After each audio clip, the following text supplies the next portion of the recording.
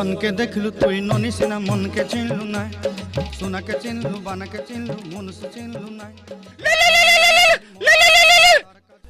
Hello, picnic কেমন হচ্ছে রে?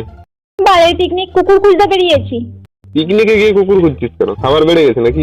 হ্যাঁ, ওই চিন্তা ভাবনাটাই আমাদেরও ছিল, বেড়ে গেলে খাবার অবলা প্রাণীদের দিয়ে দেবো। কিন্তু হারামজাদা কুত্তার বাচ্চাদের তো আর সেটুকুও বিবেক নেই। মানে? আর বলিস না, পল্লবী সেই ডিসেম্বর করার পর থেকে মাল খাবো করছিল। তাই সবাই মিলে চাঁদা করে একটা মাল কিনেছিলাম, ভেবেছিলাম সবাই মিলে রান্না করার পর খেয়ে দিয়ে নাচ করবো। দিয়ে আমরা রান্না করতে করতে পল্লবী তো মালের বোতল নিয়ে কোথায় হাওয়া হয়ে গেছিল। যখন ফোন করে জিজ্ঞেস করছি, এই পল্লবী কোথায় তুই, মালটা নিয়ে আয় আমরাও খাবো, তখন ঢেমনি আবার বলছে পল্লবী মিলেগা তো মাল नहीं मिलेगा और माल मिलेगा तो पल्लवी नहीं मिलेगा।